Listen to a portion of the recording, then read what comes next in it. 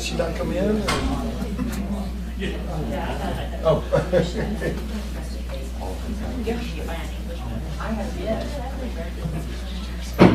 Ladies and gentlemen, it's 7 o'clock, so I'm going to call the August the 4th meeting of the Franklin Town Board to order. And as I said, I wanted to welcome everybody. We've got quite a crowd tonight. The first item on the agenda is the Pledge of Allegiance. If you will join us, Vice Mayor Curtis will lead us. Pledge allegiance to the flag of the United States of America and to the republic for which it stands, one nation, under God, indivisible, with liberty and justice for all. Thank you. The first item on the agenda is the adoption of tonight's proposed agenda. Does anyone have any corrections or additions to track it? Okay, I'll entertain a motion to adopt the agenda as presented. Like motion. All in favor? All right, ladies and gentlemen, we have come to the public session, and the first person I have on the sign-up sheet is Larry Stinger. Mr. Stinger, welcome. Thank you.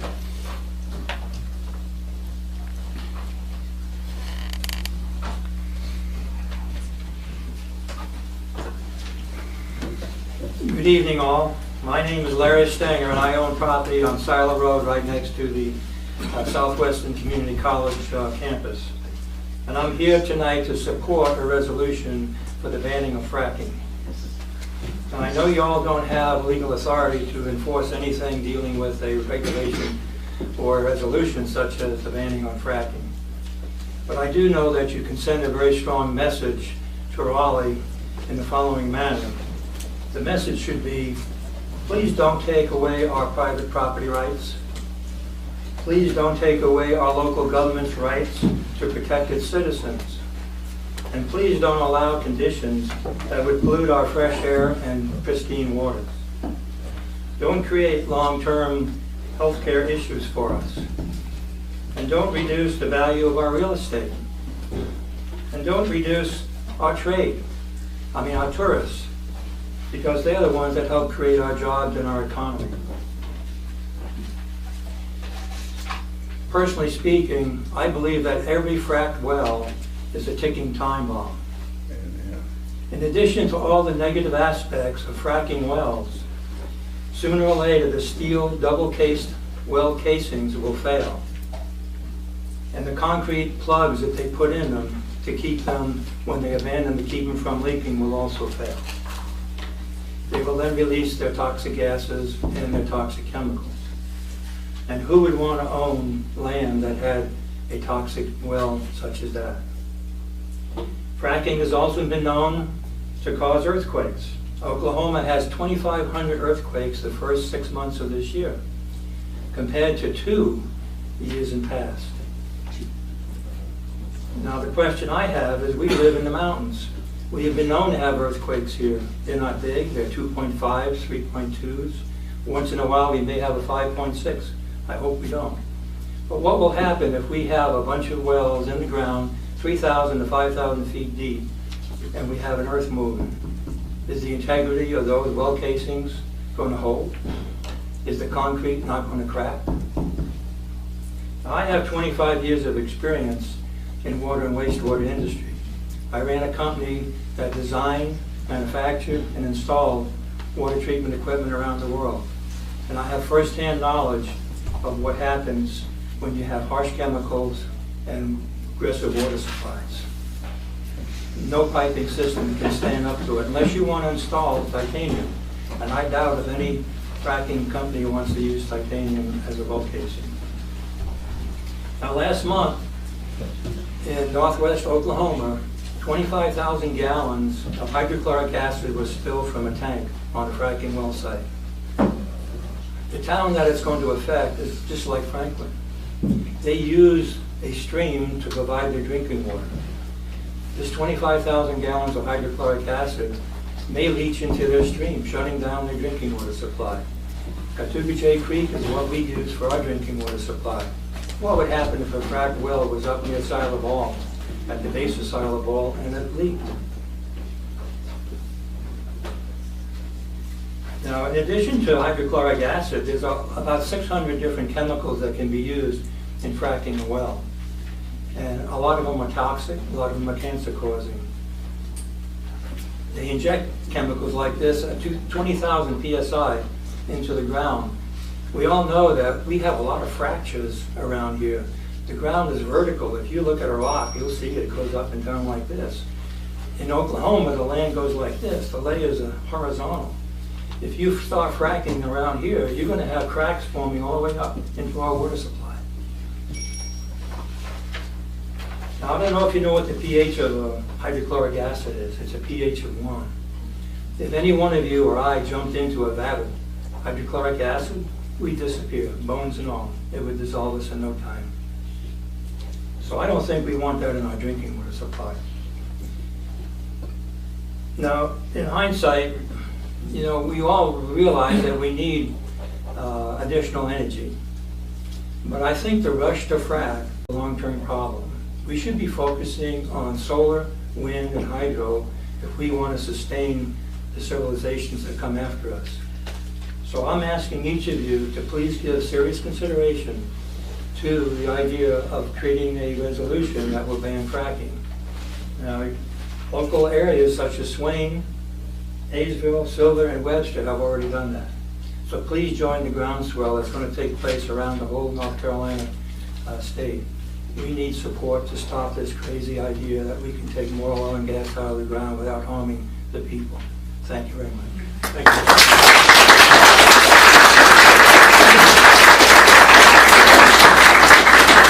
There were some folks that came in a little bit late. Did anybody that came in late, did you want to make a public statement? Just don't frack. Okay. All right, if not, we're going to move right on along then. Orville Coward. Yes, ma'am? May I say one quick thing? Very quick, very quick. I just want you to know that you have support right across the border in Raven County. I've been watching this and will continue to watch it. Do not have any intention of letting it happen here. Sure, don't intend to let it happen across Georgia. Thank you, ma'am. Appreciate it. Ladies and gentlemen of the board, Mr. Mayor, Madam, I stand here representing Hospice House Foundation of WNC Inc. And I apologize for doing it because I know that it's nearly out of order. It is certainly irregular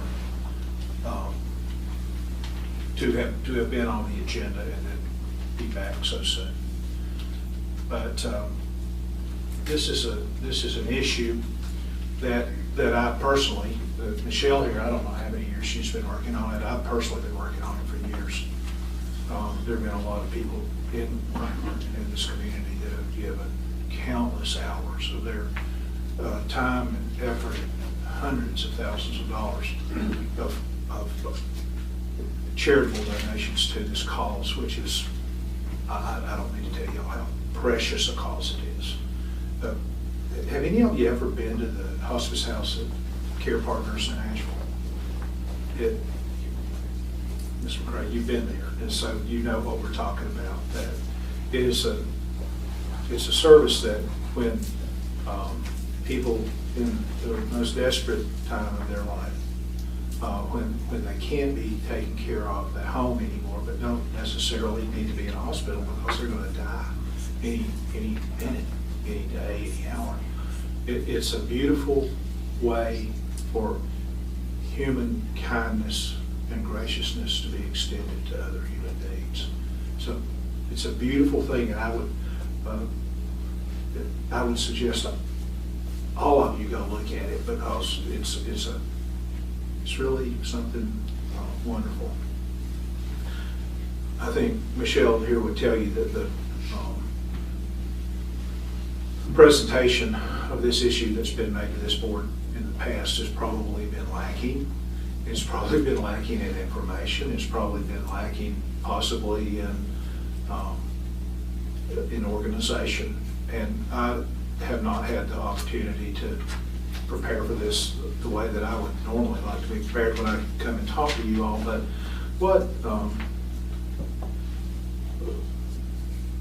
I've reviewed the statute. John and I talked about the statute at some length. Or talked about the situation. The legislature creates this facility for funding for communities such as our own in designated economically challenged areas of the state. The legislature creates this funding facility, this financing facility. It's in the general statutes. And what it is saying is that the legislature is going to appropriate money, obviously in large sums, to come into the local communities to be able to renovate old buildings. And it favors healthcare uses. Hospice House has a certificate of need from the state, which all of you know how difficult it is to get one of those for anything. They're precious, and that means that the state feels that there needs to be one here. There does need to be one here.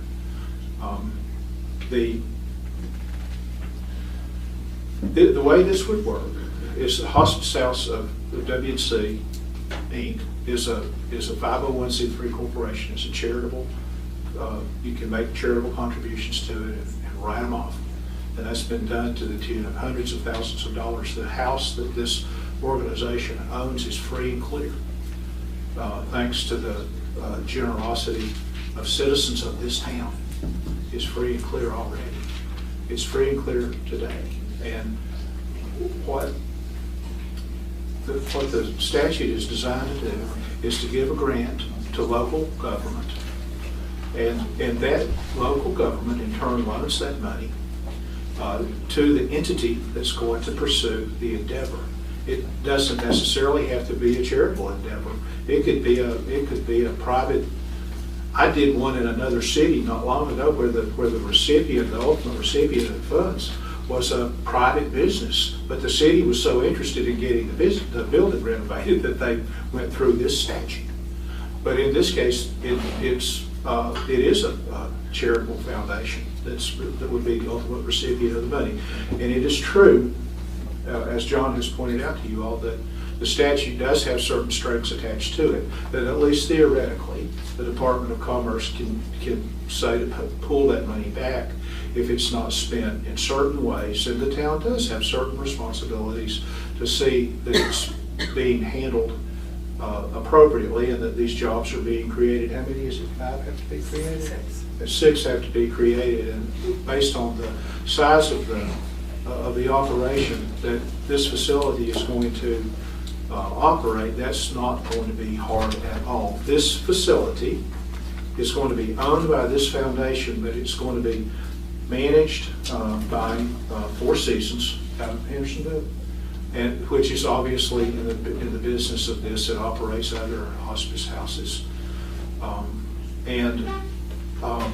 then this will be made available to the other providers in this community that provide hospice services: Angel Community Hospital, West Care Hospital, and Four Seasons, and presumably, if Care Partners or somebody like that were going to do it, to them as well. So this facility is not in competition with anybody. This facility is being made available to all hospice providers. So the solution that we have suggested is that you all know that the hospice house needs to come up with about $4 million to complete the project. The State Employees Credit Union has pledged $1 million of a matching pledge if the hospice house can raise $2 million.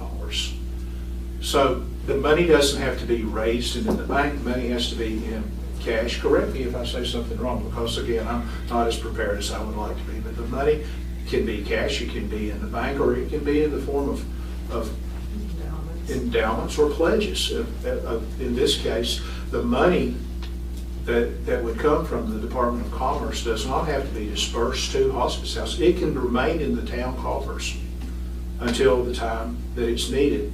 And the statute is very specific about, and the contract that would be signed is very specific about the uses And it would not, that money wouldn't be dispersed until it came time for those uses to be, for those parts of the construction to be pursued. And I can't flesh out the details tonight, but we sure can create the details. Now, here's the problem that I see. Not to talk about this a great deal in such a public place, but to go now for the organization of people in this town, our people who have worked so hard to make this happen, who have given of their time and their money so much to pursue something so valuable, so precious. But for the city to say no to them, and then them have to go to the county and say, well, the city wouldn't do it, we all do it. I think that it creates politically a difficulty, an obstacle, a roadblock that I don't think you all want to create. So my suggestion is severalfold. One, we could consider leaving the money with the town once it comes in, so that if the ends aren't met, if the send it back to them. Since the property is free and clear, conceivably there could be a deed of trust on the property to the town. My instincts tell me that maybe that's not the best way to do it, but that's a way to do it. And the other thing is, I don't stand here tonight because I don't know enough about it and ask y'all to say yes, but I stand here tonight and ask y'all not to say no, and to say possibly to these folks, get yourself organized a little bit better in terms of being able to present exactly what the details of this project are, and go to the CDC and go to the county and ask for them to participate too. And by talking to the city and y'all possibly would want to designate a representative for us to talk to. Go and then go talk to CDC, go talk to the county, and eventually we'll work out something where, working together as a community, we can make this happen. But they need this money, not necessarily in the bank, but they need the grant of this money pretty soon. I'm not going to give you any false deadlines, Mr. Bashford. Thank you, Mr. Gavel. Yes, sir. No false deadlines, Ms. Alderson. But pretty soon, we would be able to do that so that they can then pursue getting this grant from State Police Credit Union. That's my presentation. Any questions? You want to fuss at me, Mr. Mashburn, again? No. Okay. Thank you, Mr. Gavel. He fussed at me about it already pretty good. Thank you all very much. Should I come back? Should we come back and be on the agenda? And y'all, I know y'all can't take a vote on it tonight, but I don't think you can. Well, I'll have to consult with the manager and with the town attorney and see about being back on the agenda. But y'all, I don't have to ask you to have open minds and open hearts, because I know you will. Thanks. Thank you.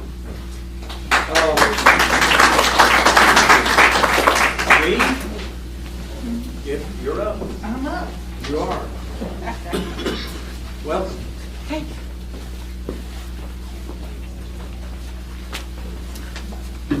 Thank you, Mr. Mayor and Council, for giving us an opportunity to express our desires. I'm here in support of the resolution to the opposition to fracking.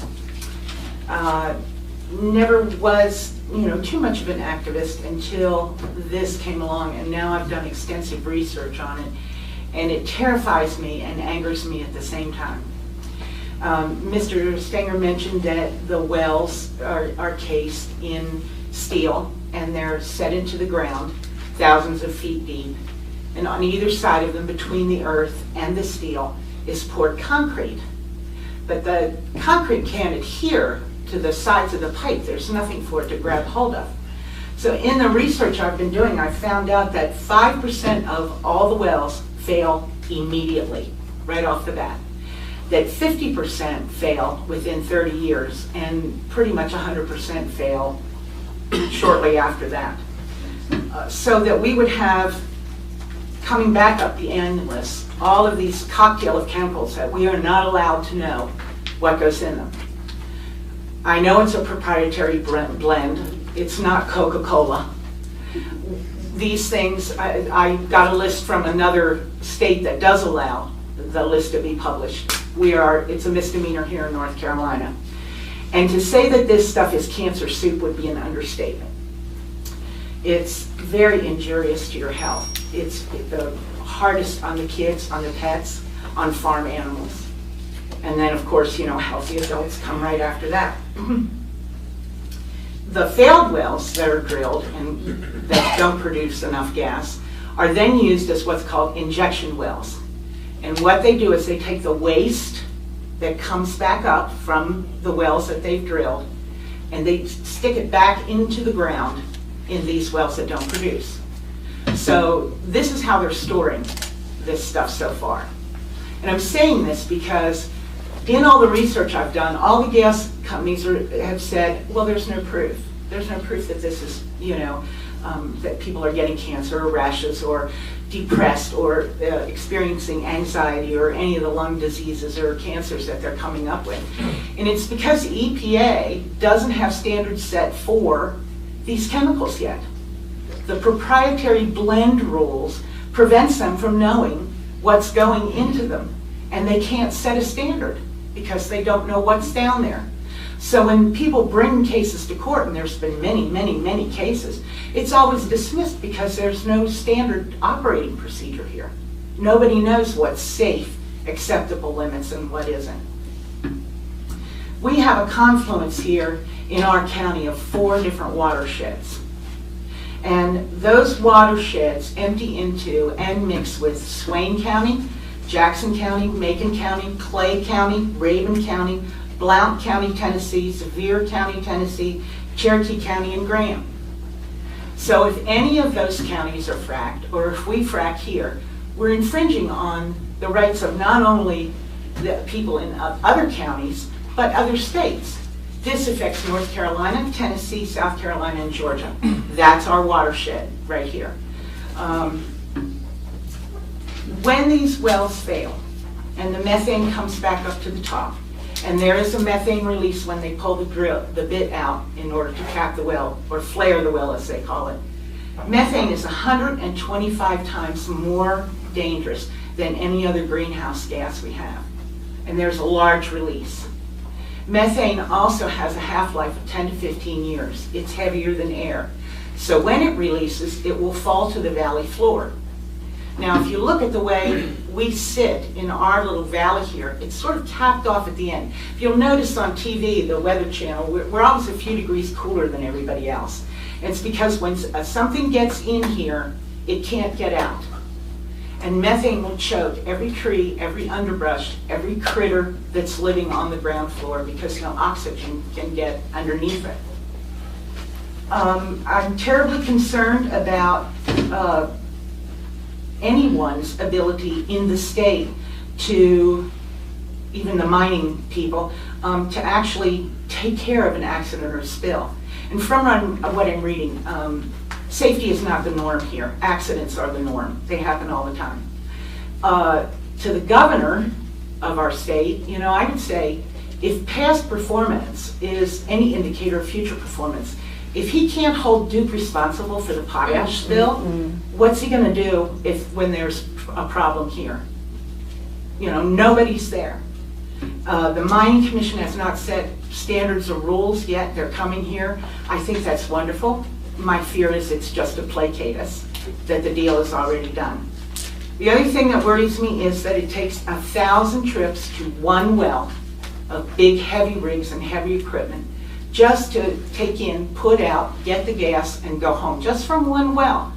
That's 1,000 trips for one. So on our county roads here in the mountains, not only is there danger of accidents, but who's going to pay the bill when these heavy rigs come in and ruin our roads?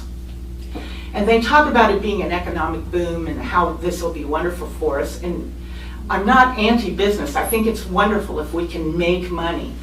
But money's only one currency.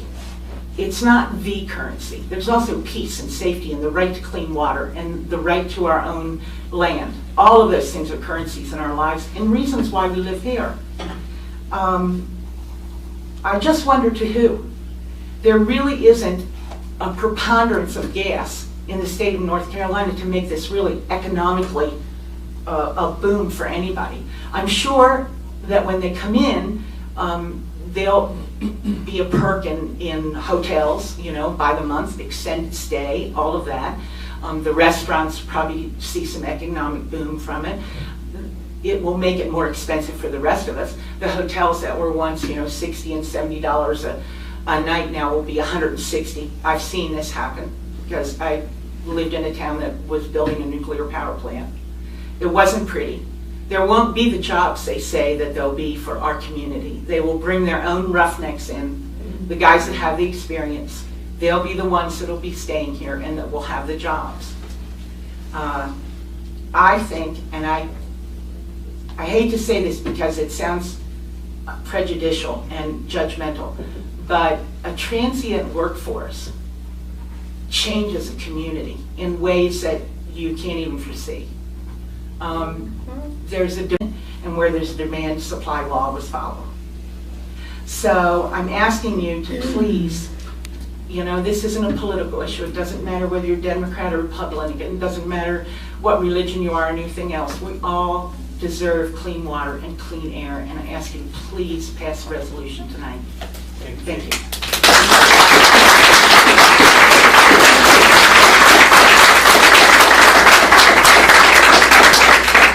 The next person on the sign-up sheet is Ann Blaine. Well,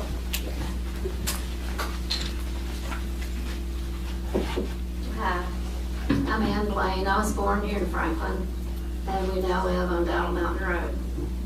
And, well, I was going to speak against fracking also, but I think they did a much better job than I would. I do want to add my voice and urge you to pass it. I don't know if that would do any good because the legislation's already been passed, but it would be a start, and at least we would have a small voice. But I really, personally, I think the only way that anything can be done about it is to get all the people out of office that voted for it.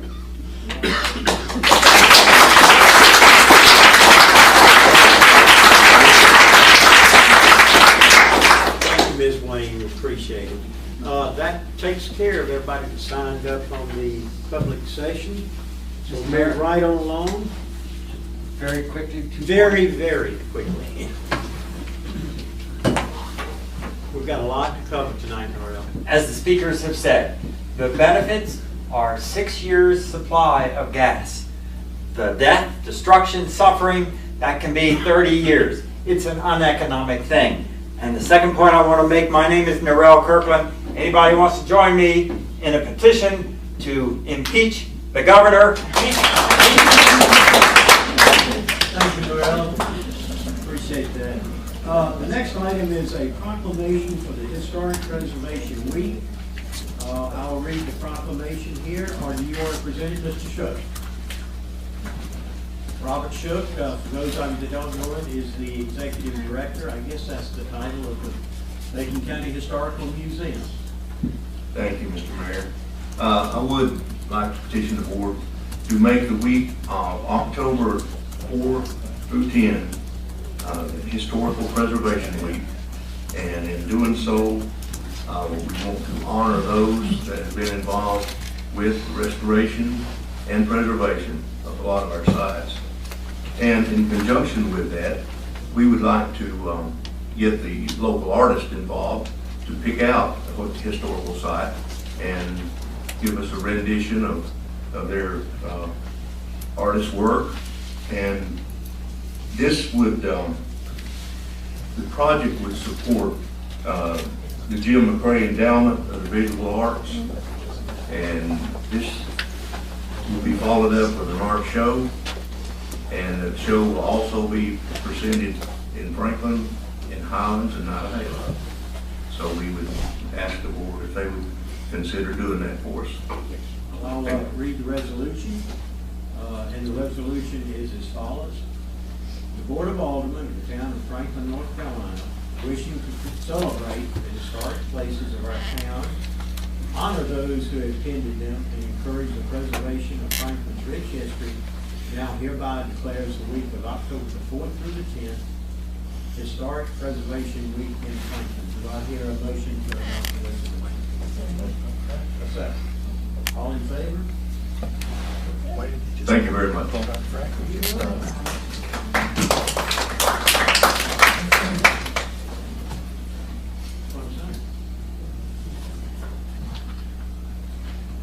I'm signing something here already.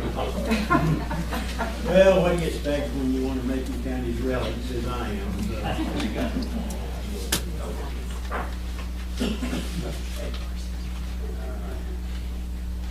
Pass these down, and I'd like to welcome Mr. Simons, our clerk, to the board. This is the first night he's been up here in the horseshoe.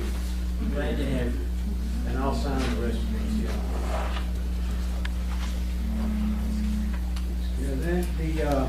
We have a presentation for of the Franklin Water Treatment Plant upgrade that we're talking about and the expansion.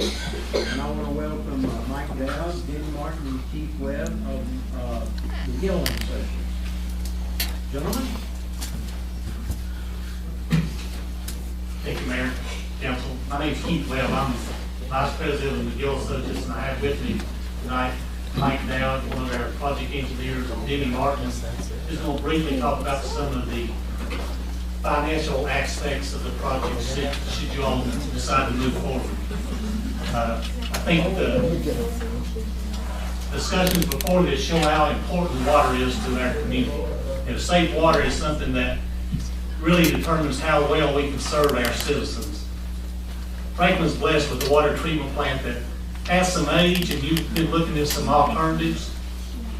What we want to talk to you tonight is just kind of give you our historical perspective and background on the plant. McGill Associates has a lot of years of working at your facility. Talk about some of the issues at that water facility, its age, its capacity, how long can it help us meet the needs of our citizens in the future, and what would that cost. And then we've looked at some alternatives of how we could upgrade that facility to make it meet current standards, to provide safe drinking water, and to expand its capacity in the future. And how we can phase those in so that it's something that the town can financially stand with our water rates, the way we would amortize that cost. And then Denny's going to talk to you briefly about how we may finance that and what our next steps would be. So, kind of a background for everybody. Hopefully most people know this, but you know, the plant was constructed in 1975, so it has a lot of age on it. We use Cartouche Creek as the source. It's been a great source. There's been a few upgrades. One in 1997 where we did a few upgrades. Then in 2000 we upgraded, made some renovations to the filters. And then the last upgrade 7 years ago was an upgrade of the raw water intake. We made some improvements to that. So you can see there's not been a lot of expenditures and upgrades to the plant, and that plant continues to serve us every day, makes good water, but there's things that need to be done. Kind of McGill Associates history, we worked on the plant. One of the first things we did was in 1991, as a part of the surface water treatment rules, which changed the way everybody in North Carolina treated water. We did some studies. It's called a CT study. Basically, it was, we looked at how efficient the plant was in disinfecting the water to make sure that we put out the best water that we could with the source water we had. And then in '97, we did some upgrades to the flash mix and flocculator, which are the upfront components of treating the water. We've looked at your source water, and I'll talk a little bit about Cartouche Creek, what its safe yield is. With the droughts of 2002, 2008, everybody in North Carolina became concerned about, well, what it really is our safe yield of water supply when we saw our rivers drop. And we've done some work in conjunction with your staff. And when we looked at these upgrades of the plant, we spent a lot of time with Jay and Rob looking at what's their preference, because we're the engineers, we can help you find solutions, but those guys have to live with it every day and make sure we, as a town, provide that safe drinking water for our citizens. And so, what are the problems with the plant now? Probably the most significant is just its age. There's some deterioration of some of the components.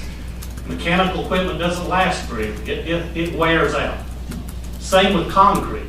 Even though it's a long-term source, when we put the chemicals that we put in to safely treat that water, it has an impact on the concrete in the plant. The lab and your office facilities are outdated. The Public Water Supply section of North Carolina, EPA, continues to put new regulations on us as the operators of the plant. More tests we have to run. It's probably, if you turned on the water on your TV this morning, you probably saw a report about Toledo, Ohio, and the problems they're going through. They've got an order where they can't use their water for some period of time. So we, as your engineers, we want to make sure we position Franklin so that doesn't happen. So looking at how we can upgrade your facility, and there's minor things like doors and windows. We're talking about energy here tonight before us. How can we reduce your energy costs, which reduces the amount of money it takes to operate that plant? Everything are those components. I've got a couple of pictures, and I think, Council, you should have these in front of you because sometimes it's hard to see them up on the screen behind you. But this is a picture of the lab. You can see how small that lab area is to run all the tests that the operator, that Rob has to run every day, every 2 hours. The facilities are just outdated and need to be updated. This is one of the mechanical mixers at the head of the plant. It's got a lot of age on it. It was last updated in 1997. So they continue to run every day, 24/7, and there needs to be some repairs. This is a picture of the set basin, and you can see the wall here is deteriorated from just years of being in service, almost 45 years. We add several chemicals to the water treatment plant to make that process work.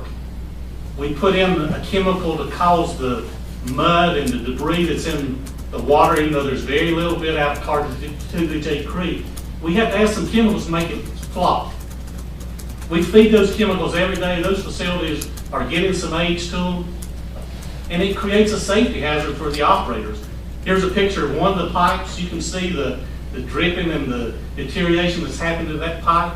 Even though you have tremendous operators that do a good job, they're limited in what they can do with old equipment. This is a picture of your pump room. The pump room is where, once we treat this water, we put it into the system to the citizens to use. Now has a capacity of 2 million gallons a day. Currently, we use a little bit over 1 million, 1.1. It's a conventional wastewater water treatment plant where we take water out of the river there, the creek, bring it up, add a few chemicals to create a flock, clean up the water, filter it, and then chlorinate it, disinfect it, and send it to our citizens. We have a lot of site restrictions at the plant, as you can see, and I'm sure you've been out there. One thing the state of North Carolina has done with their new rules, when we want to expand that plant, they decided that as a town, as a water purveyor, we have to pre-treat that water. It's not, in their eyes, no longer safe to just take it straight out of the creek. There's a concern about vulnerability of a spill. What happens in rainfall events when the water's muddy? So they want us, when we look at expanding that plant above 2 million, they want us to look at building off-stream storage. And in the amount of 5 days of storage. So we would have to find a place big enough to build a pond in excess of 10 million gallons of capacity. At the plant, we just don't have that.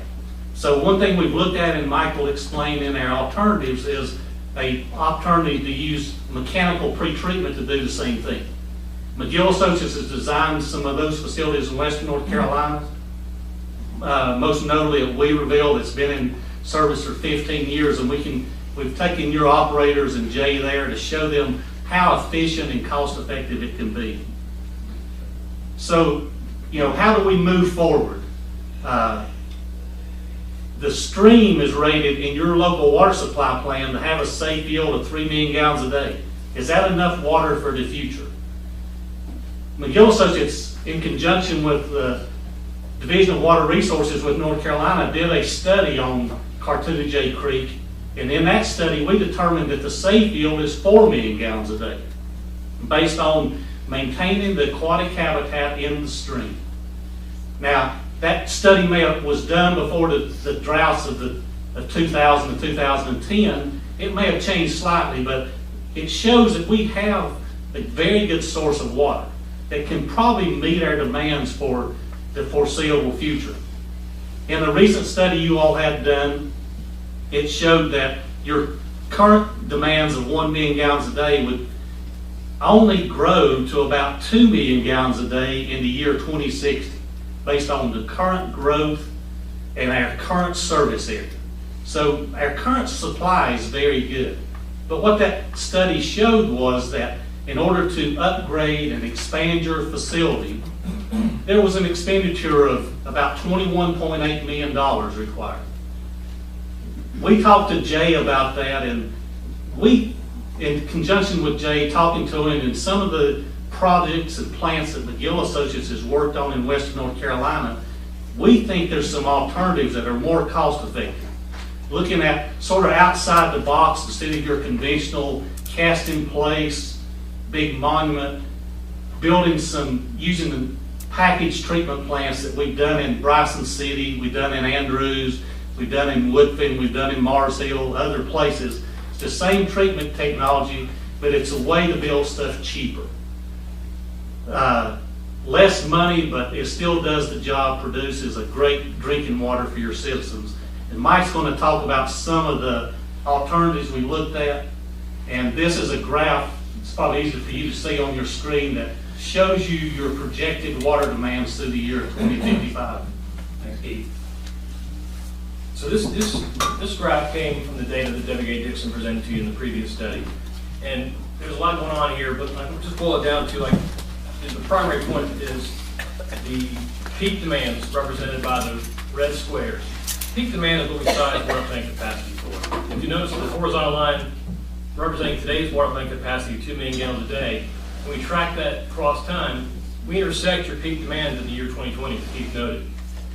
Here we are right now at 2014. So we've got to do something in this interim, and so when we get to the year 2020, we can have the additional capacity to take care of that additional demand. So that's one need for the project, and that's the expansion. Other needs, as Keith alluded to, is upgrades. The PER, the preliminary engineering report that we've recently completed or finalized into the town, identified several areas that are needed to upgrade due to age. Additionally, the state, in their yearly inspections, have identified 2 concerns that they have, one of which being the sedimentation alum sludge removal process that the operators currently are using. And the other is the chemical storage and feed areas. And that picture of that chemical feed line with the caustic soda, it's just indicative of some of the things that need to be done to upgrade and make the plant safer and more efficient. We talked about expansion. 2020 is the target year right now based on those demand projections. And the other important point is this doesn't happen overnight. That graph that shows this nice little expansion happening at one point in time doesn't happen like that in reality. This is a lengthy process that takes years. So what alternatives have we looked at? First is a new plant on a new site. This was also an option that Dixon looked at. These are ballpark kind of conceptual numbers, but for the size plant that we're looking at, you're looking at $15 to $18 million for a brand new treatment plant, not including property acquisition. Keith mentioned the option of package plants. That's another option that's a little bit more cost effective because they don't take up nearly as much space. And those being order of $7 to $9 million. This is all on a new site. These are options that were just conceptual. We did not investigate these in the preliminary report that we're going to provide to the town. Both those options, because it'll be a new plant on a new site, would likely require a new intake. And that would involve a reclassification process for the river to be able to be used as an intake. Keith mentioned the Dixon study, the one-time upgrade expansion that would take the plant from 2 to 3 million gallons a day at a price tag, total project cost of $21.8 million, which is a fairly sizable chunk of money for a town to undertake for a project of that magnitude. So as an alternative to a single one-time upgrade at that cost, what we started talking with the town about is how do we do a strategic phased upgrade and expansion. It maximizes your assets you have there and minimizes the impact to your customers. So what we boil down our two primary options are upgrade and expand the plant using existing conventional process. What that would involve is new filters, new set basin. As Keith mentioned, we would be looking at pre-treatment because of the size constraints at the facility for an off-stream storage pond. And then numerous other upgrades to the facility that are detailed more in the report. Estimated project cost, $9.3 million for this option. Alternatively, if we look at the package plant expansion, which would replace the conventional treatment plant with package plants, also including pre-treatment and other upgrades that we talked about, at an estimated project cost of just under $8 million, 7.8. There's a lot going on in this. These are conceptual drawings. You're probably a little easier seeing on your screen. This is a conventional plant alternative, and essentially what it would involve is new concrete structures that would be built alongside the existing plant. Same process would continue to be used. We would have pre-treatment ahead of the plant, a new set basin, new filters. Other improvements include a new clear well, some improvements to the raw water intake, and then other improvements are within the building, new chemical feed storage building. The package plant option gets a lot smaller because of the footprint required. What we're showing here, these are the existing sedimentation basins, and the package plant units will be sited right on top of those existing structures. Still looking at pre-treatment and the plant, or possibly we've talked to Jay and Rob about maybe relocating these to this area of the plant. There's some benefits to that. But at this stage of the game, we're still talking conceptual. New chemical storage and feed building over here. Just so you get a feel for package plants and what they are if you've never seen them. This is Woodfin Sanitary Water and Sewer District's water plant. This has the exact same capacity as Franklin's plant, 2 million gallons a day. And it's all fit inside of a concrete block building, and these two units each are sized to treat 1 million gallon a day each.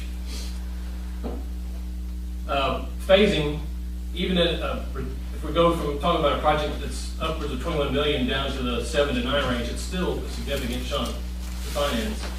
So what we've looked at is ways to phase this project, and what makes sense. And when we talk with the operators and Summer and staff is, what's the most critical things to do first? And what we've determined based on the state's comments about the plant and what we see out there is pre-treatment and chemical storage and feed are your high priorities right now. With phase 2 will be the actual expansion to 3 million gallons a day and the remaining upgrades, which under the conventional alternative is a little lengthier list because you're talking about modifications to the basins, concrete improvements, repairs and improvements to the sludge lagoons, lab grade upgrade, $9 million cost into 2 phases of 3.6 and 5.7. Switching over to the package plant alternative, phase 1 stayed the same because in either one of these alternatives we're still focusing on the 2 pressing needs, which is the pre-treatment and the chemical storage and feed. So same phase, same scope, same cost, 3.6 million. The expansion is a little different because now we're going from 2 to 3, but we're replacing the whole process with the package plants. So some of the improvements to existing structures are not needed anymore. We still need a new clear well, still be looking at a lab upgrade, still do some high service pump improvements. And these are not all inclusive, but mainly just highlight some of the most critical things. And that gets the second phase to a cost of about $4.2 million. As I mentioned, phase 1 is identical. It addresses the primary concerns that the state has, as well as what we've heard from the operators. It should facilitate the future expansion by providing a high-quality water via pre-treatment. These pre-treatment units, if Jay were here, he could testify to this, the ones we've seen, the one that we're kind of looking at that's in use in Lincolnton, when they run the water at these pre-treatment units, they're almost meeting the water quality that their whole plant is running now. So it could practically just be filtered after that. The state of North Carolina is not there yet, but what it does for us is it gives us a little bit of a buffer. So when we're going through an expansion, if you've already gone through a water plant expansion, you know it's difficult to maintain operations while you're having construction going at a site like this. And the other bonus that we feel is that because we have the state support and they've identified these as high priority needs, we feel that the funding chances are improved. And this, for the folks in the audience, is going to be probably useless, but if you guys can see this on your screen in front of you, this is a Gantt chart just to kind of illustrate the kind of time frames we're talking about. When we get back to 2020 seeming like it's so far in the future, this takes us from current and what we talked about in a minute as far as funding in August of 2014 through a first phase construction being completed sometime in December of 2016, the second phase beginning around August 2016 and taking them through construction, finishing up in April of 2019. So if you remember back to our demand projections, if you look at 2019, that's right here. And if we have an expansion from 2 to 3 that's completed in April of 2019, we're well positioned for our demands to increase to that 2020 level. Now I'll let Denny take over and talk about some funding options. Before I talk about funding, are there, we went through this pretty hurriedly, are there questions or any particular elements of Mike's or Keith's comment that y'all would like to talk further about? I don't want to rush through this and have unanswered questions, so we'll be happy to talk about anything that's of interest to you at this point. I have a question. What would you consider a critical year, possibly the water could start to freeze due to non-action by any, where equipment running 24 hours a day starts failing? What would be a critical year where there might be a possibility of incident of degradation of water? Could that be predicted? You know, do we have to have this by 2020, 2025? You have a history of looking at water plants. Right. And seeing projected things and maybe units working too slow, too fast. Can you give a slight prediction? Typically, we'll design a plant with a useful life of 20 to 30 years. And that's assuming normal operation and maintenance. But that's your major components usually have like pumps. Pumps are critical in a water plant, obviously. You have to be able to pump water to the plant, to be able to pump water into the system. You can maintain it, but yeah, they have a finite life. So this plant, having been upgraded periodically over time, it's kind of hard to pick a point in time now going forward where you can kind of forecast an event like that. But I think what we've seen is that there is a lot of things that need attention now, just from a reliability and efficiency standpoint, but then outside that, just looking at capacity, where the demand projections are kind of, they're not, yes, we use the best available technology we can, but they're still uncertain. So we forecasted with the best knowledge we can, but still there are projections. Any questions before we?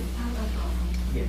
Of the two options that you showed us, which one has the longest life expectancy? I mean, the prices are fairly, I mean, if you look at it, fairly close. Right. But which one's going to last longer than the other? They're probably very similar in life expectancy. The package plant units, if we build them out of stainless steel, they will require very little maintenance. The benefit, not so much as a lasting, but in terms of future upgrades. The package plant gives us an option, an ability to upgrade from 3 to 4 with very little capital cost. Because the expansion will be laid out so that all we have to do is add another unit. To do the conventional option, not only you have more concrete, but then you go from 3 to 4, it's another base. And then if you've ever been out to the water plant site, you know how steep it is. And adding those bases going down towards the river is going to be very, very cost prohibitive. So I'd say they're probably very similar, but I would probably lean more towards the package plant side of having a more lengthy lifespan. In terms of capacity and in terms of operation and maintenance. Because they're going to be in a building, it's going to be climate controlled. Like I said, if we do it right, we use a good material like stainless, it should have a very long lifetime compared to like concrete, I suppose.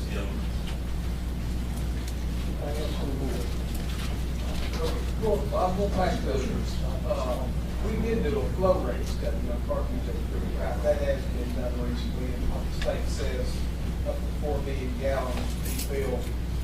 That's right. Still has that capacity, so 3 million gallons shouldn't be a problem. 3 million, no, that would not be an issue. 4, my understanding is the only thing that has to be done in order to firm up that 4 number is to just revisit that model. Those done to make sure the habitat hasn't changed. And the states that they would do that model at their cost. So that's just something that when we get to that point, it doesn't matter that the 3, you're already allowed to take up to 3.1. And what they told us when we get to 4 is that we can take 4, but we will have to leave a certain flow in the stream below the end of it to maintain the aquatic habitat that's there now. So 300 days out of the year, even in drought year, there'll be enough water. It's just those vulnerable periods that we may have to implement water restrictions if we don't have another source. But that's a long way down the road.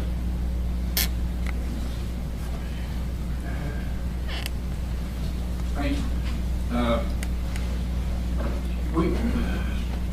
Our practice with these types of projects is to, in the course of the process, to evaluate and identify potential funding options for such projects and to offer the services and the guidance you may need in trying to procure the resources to fund the projects and to compare those alternatives from a cost-benefit standpoint. The current state of funding in North Carolina is much changed from the last time y'all have done a project like this. The resources continue to dwindle, and realistically, at this point in time, we feel you have probably 3 options for funding for phase 1, which is, I think, one of the, as Mike pointed out, one of the reasons for phasing the project is to try to reduce the initial cost of the initial phase down to something that's manageable and minimizes the financial impact on the water and sewer users on your system. Those 3 options are the State Revolving Loan Fund, known to most people as Drinking Water SRF, USDA Rural Development Loan Program, and conventional financing.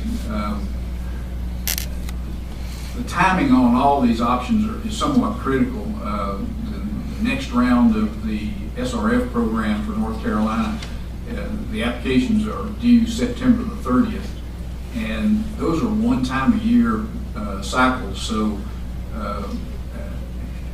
there's some advantages to the town of sort of getting your name in the hat for this next funding cycle. Otherwise, you wait a year for it. And that program is pretty advantageous.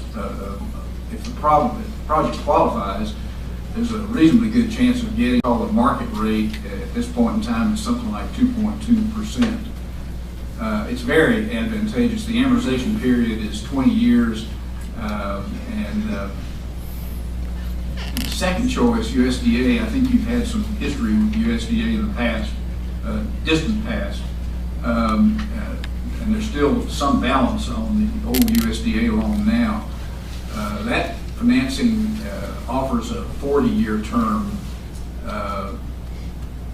There are 2 interest rate categories in the program.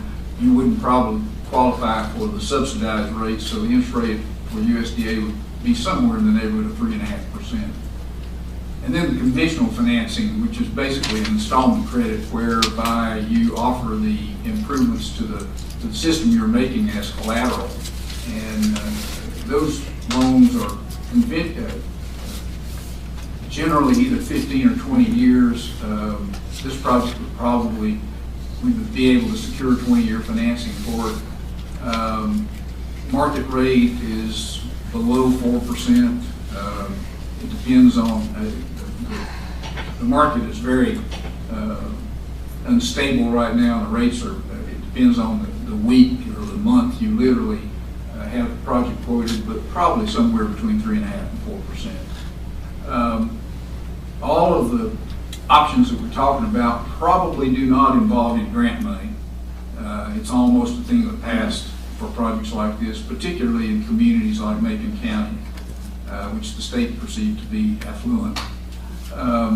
All the options required, options discussed require the local government commission consent to borrow the money. That's a process that the town has been through many times before, and so this gets back to the point Mike was making earlier.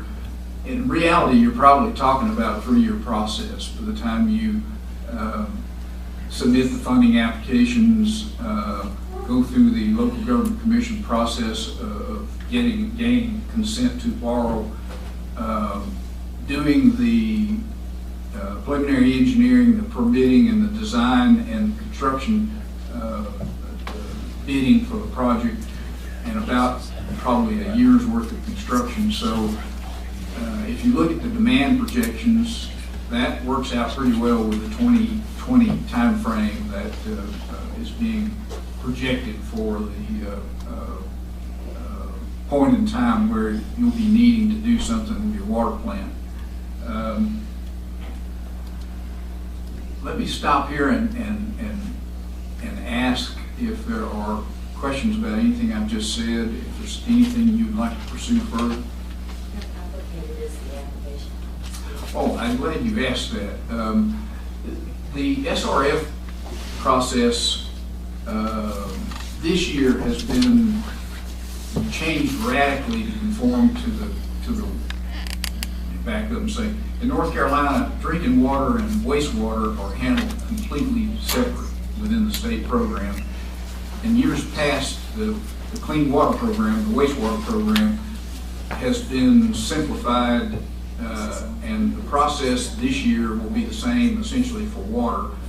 That process is very user-friendly, I guess you'd say, because in the past what you've had to do is get what they call ready to proceed before the state would make a commitment on the loan funds, and that means you have to do the design, go through the whole process, incur the expenses required.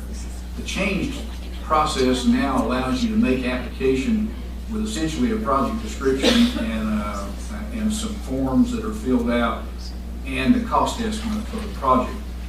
If the state gives you a set aside, then you don't have to incur the expense of a preliminary engineering report and the permitting until you know that you've got a funding offer. So it requires a fairly small investment of time and expense, and basically the work that's been done by McGill Associates up to this point would get you through this first step. And so what the state does is that if there's a set aside given to the town, you have a period of time to do to take the next step, and then they have a certain amount of time to give you approval between each steps, and it's a pretty rigid time frame that can be. They have to do theirs by schedule. You have to do yours by schedule. This is a big improvement over how this program's been run in the past. So to answer your question, meeting the first step, which would be the September cycle, is a pretty straightforward process and would involve fairly small investment of time and resources. The other advantage, I think, to this process that is in place now is that any point in time up to the actual loan closing, before you start construction, you can exit the process. You can walk away from it, and you haven't. You've lost your commitment, but you haven't really. You're not committed to anything up to the point where you do your loan closing, which we estimate to be probably 18 months out. Basically, what you're, I think what I hear you saying is that the state would law.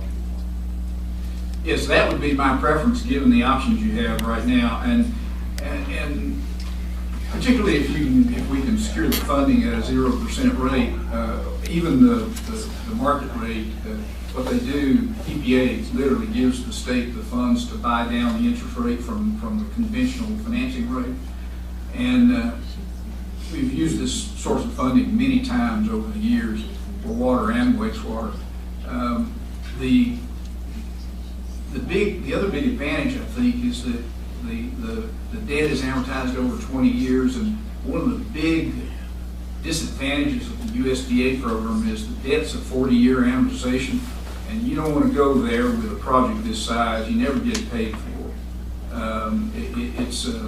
And you know that you've been there with USDA before, and our policy is to always suggest financing that roughly is equivalent to the life of the assets. And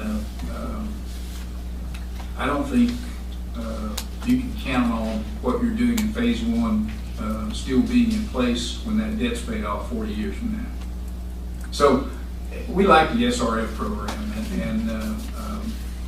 and I think in this case, one of the advantages you have is a fallback position. If for some reason you can't get the state commitment, you can wait a year and try again, or you can move to one of the other two options for funding.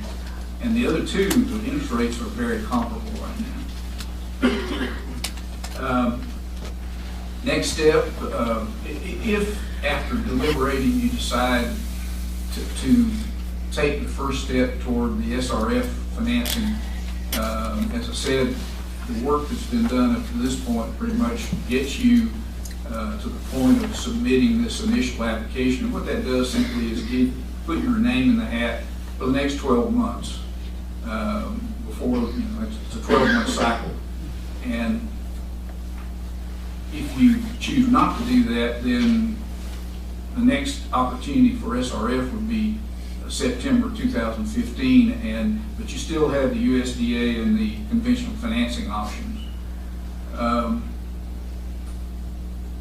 We would suggest that after deliberating, if you decide to move forward with this project, that you meet with the public water supply staff of North Carolina and talk specifically about phase one, because as Mike pointed out, you have a letter in your files now that basically from the public water supply section saying these are the issues with your water plant that need to be addressed, and sooner or later you're going to have to deal with that. So it's been our experience that it's better to involve those state regulators in the process of going forward with a project at your water treatment plant.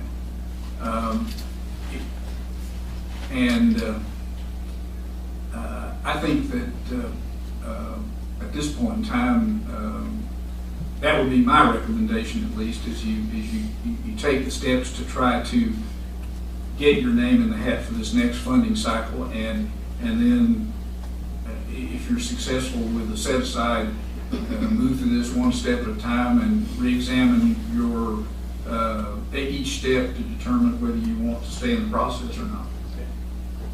All right. Thank you, Mr. Martin. I would entertain a motion to authorize our county manager to work with Gill and Associates to prepare and submit an application for state. Our county manager to work with Gill and Associates. Yeah, I make a motion that we authorize our manager to go ahead and start doing the talking with McGill, and she'll be getting back with us and letting us know what's going on. And did that motion include the make application to the Yes, state? yes. I'll second. Okay. All in favor? Okay, that carries. Thank you, Mr. Martin. Folks, good to have you all with us, always. All right, what a lot of people are here for tonight is we have a resolution for the board's consideration in opposition to the hydraulic factory, and I'll read that resolution as soon as I can find it. Here it is.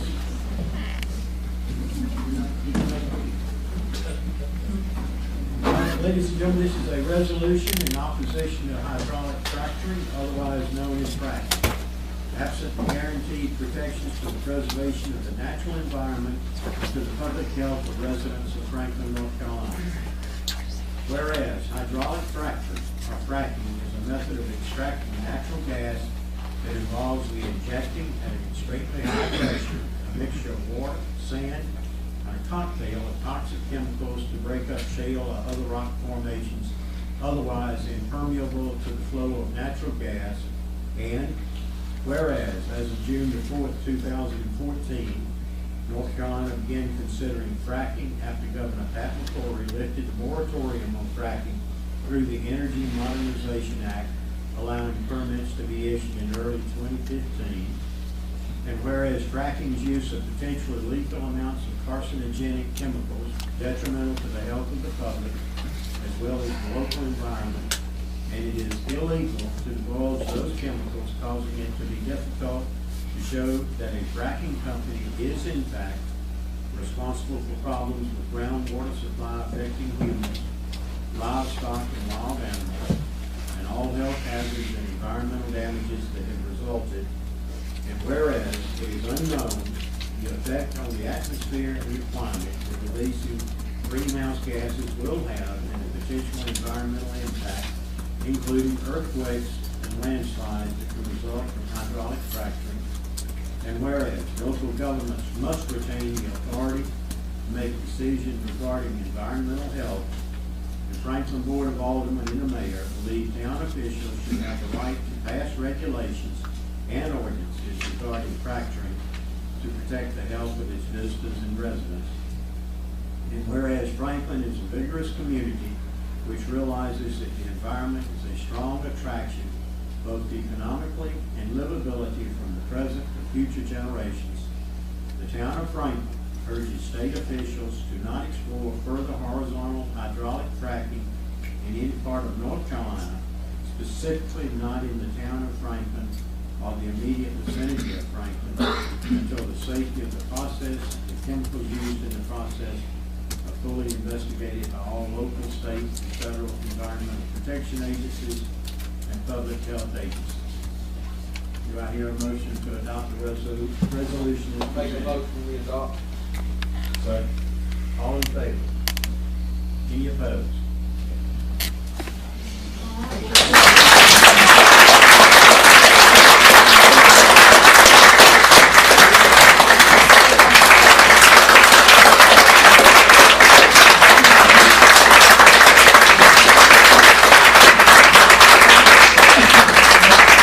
Perhaps we should have this resolution every month.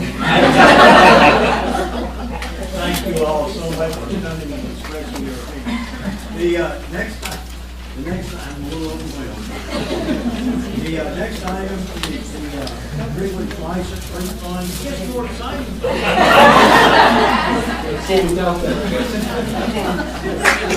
Y'all go ahead, we'll get started back. Thank y'all so much. Good night. Yes? So they only have this everybody showed up for this one thing. This is due to. I can't. You can hear me.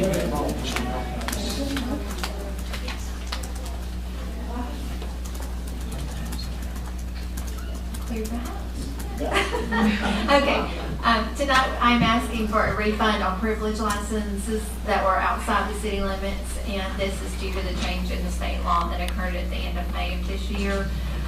There is 4 businesses listed on the attached sheet in the amount of $95, and we're asking that those be refunded.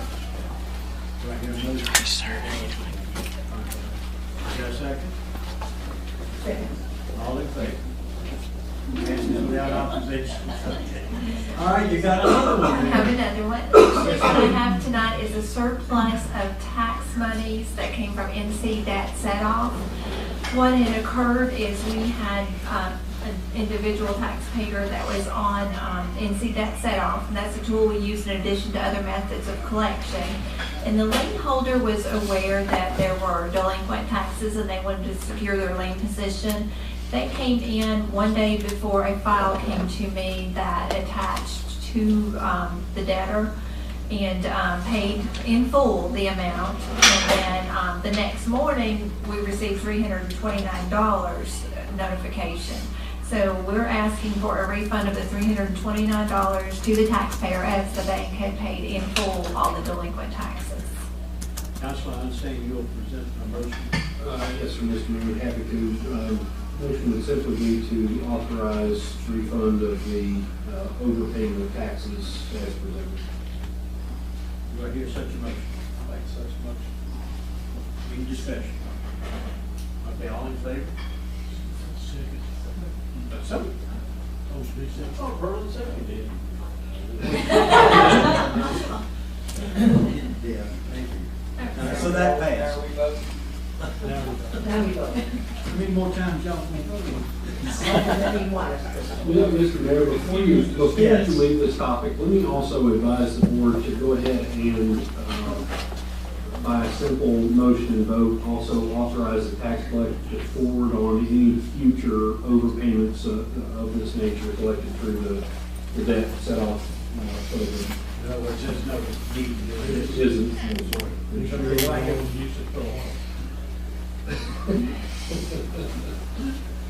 Do I hear a motion? Do I hear a second? All in, We're all so eager. We're just like, all in favor? Okay. Thank you all very much. Thank you, Jessica. Appreciate it so much. Okay, we have a rezoning petition for parcel land on Highland Road. And Mr. Setzer? Good evening. good evening. In your agenda packet, you should see a rezoning petition from a Mr. Richard Phillips. Met with him and his brother. They're the heirs of the Phillips property, which is located structured formerly at 1011 Highlands Road, and they are wishing to have the property rezoned R1 to C3. You also see an attached map, and you'll see a little lot border area. You can see that it already borders a section of C3, which is what will be the Bilo Shopping Center. So this will not be a spot zone that is sufficient, and just requesting it be forwarded on to the planning board so they can look further into it. I'll entertain a motion to forward to the planning board.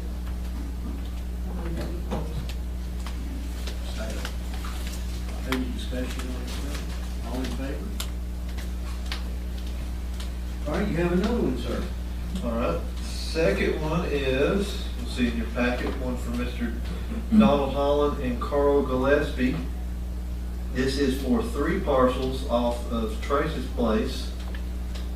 And it is going from R2, which they currently are, to C2. And you'll also see an attached map with the parcel that Donald owns and the 2 of Carl's that they border C3 as well on 2 sides, and transfer them from R2 to C3. I hear a motion. Forward it to the motion. Forward it to the planning board. Second. All in favor? Okay, sir. And then I think you have a name request. Yes, last is, you'll see a sheet from the May County 911 addressing office. This is a road name request, a little cut through from Dowdle Mountain to the backside of Walmart, right there where that new Macon Bank ATM is. There's a little section right there, a little road. And it's naming that section Berry Boulevard, and you will see per the Macon County rules for road naming, you have to get it from agreement from all property owners. And you see the 2 adjoining property owners is, of course, Mark Berry and the Brightmires Association and their representative. And so they're all in agreement, and that's their top pick. Motion to accept. I make a motion to accept. What? Berry Boulevard. Pressure. Do I hear a second? Second. Oh, thank you. All in favor? We got you.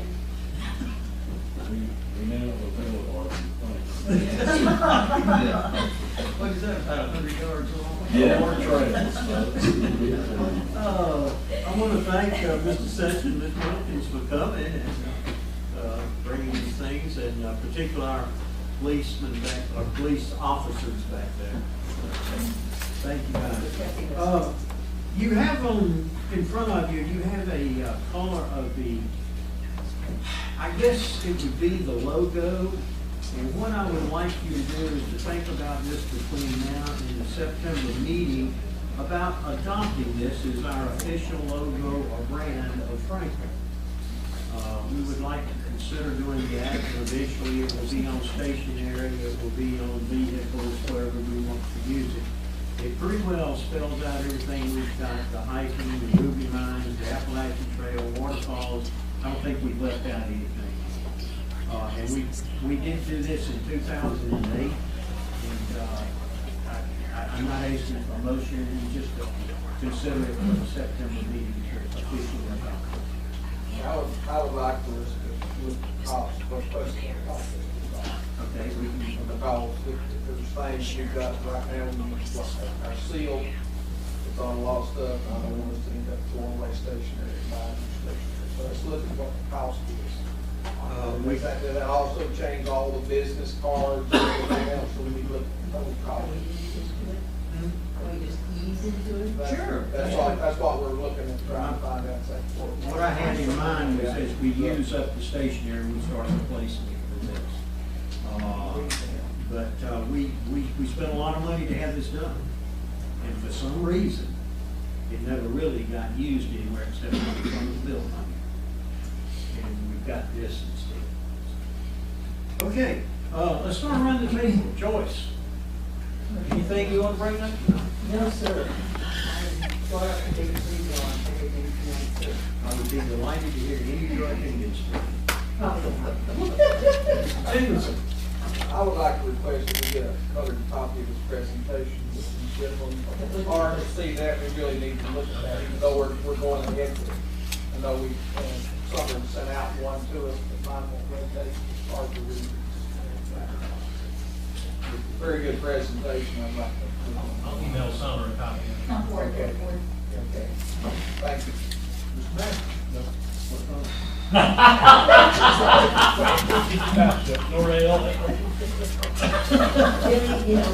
Norrell, you have had your chance. Hey, let's see. No, I agree with you on this. After sitting through the focus group meeting last week, I think it's definitely something we need to look at. Because it seemed like most everyone was talking about us kind of taking that brand of being an outdoor community. And with that being in mind, also I'd like for us to look at everything that came out of that focus group meeting and be ready to talk about some of it on the next meeting. One thing I'd like to mention while we have the full stage here, those are y'all awake? It was brought up that folks would like a one-stop thing if they want. We do that in the town now. They come into this building, it's like a one-stop to get everything done that they need as far as the town is concerned. So I just want to make sure that y'all are aware of that.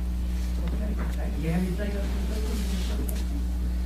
I guess the only other thing I can think of is as we were in that meeting, a couple of people mentioned the gazebo. And I guess it's kind of my opinion, kind of a look forward type thing too, is not to do anything, continue to not do anything with it until we've created an overall plan for the town, which is another thing I think we should look at, especially if we're looking at rebranding, to make any adjustments to it right now without having an overall plan. I think would be a waste of time. I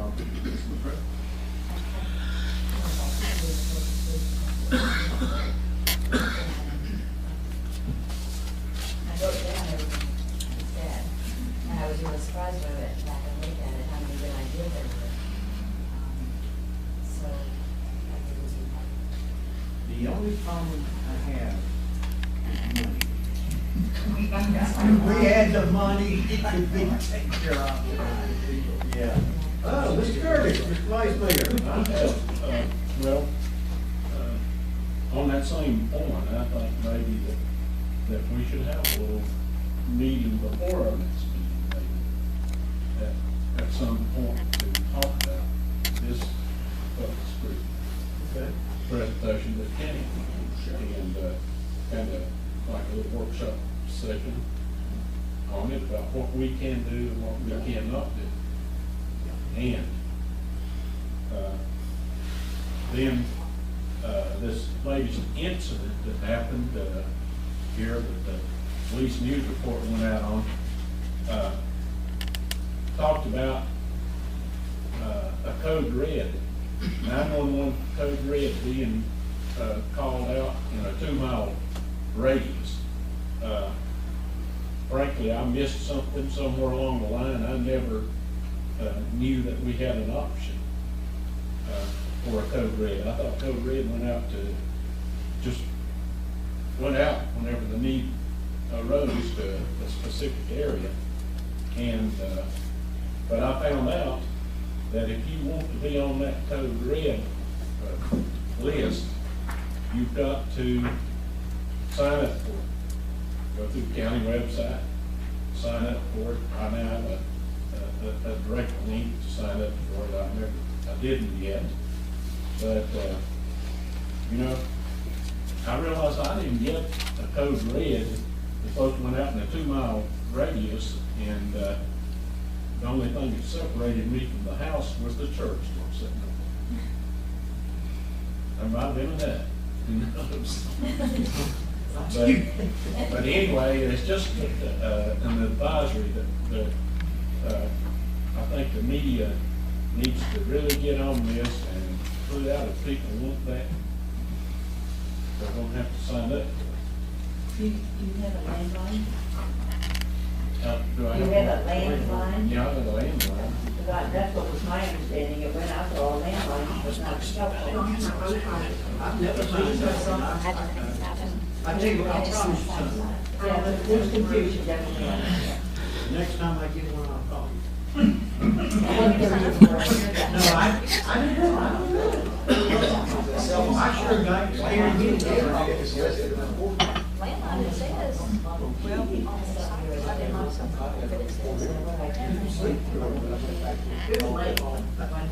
But then I've also advocated for a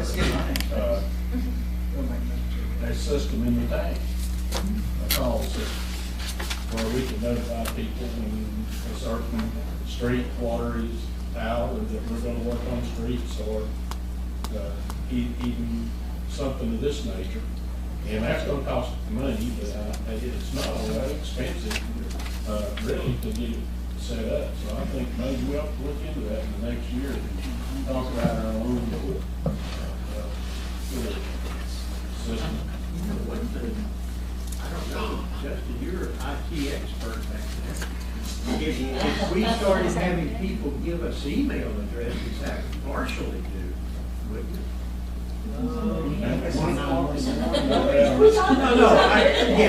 see what you're talking about. I was thinking about, you're talking about something that might be planned that we're gonna be doing, like digging up the streets. Well, I think that 911 can target just I think just a neighborhood. I believe they can, from my understanding. I think they can, yeah. They can go to the map while there, they can draw a line around. You gotta be on their red road. Hey, folks, it's been do we know something? We didn't ABC. What? ABC.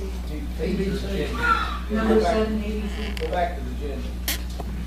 Oh, now, I don't have the same thing y'all got. Yeah, I know the announcements. What's going on? Try not to let you see everything.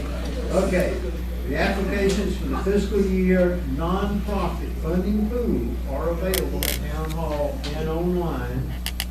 And all applications are due Monday, August the 18th. So it's getting tight. Y'all could help us out before the state on that. The Town Hall offices will be closed Monday, September the 1st in observance of Labor Day. And the next regularly scheduled town board meeting will be the next day, Tuesday, September the 2nd, instead of that Monday. Does anybody have anything else they'd like to bring up? You okay? Not appearing, I'll entertain a motion, we adjourn. Make a motion, we adjourn. Do we have a second? Let's say aye. We're adjourned.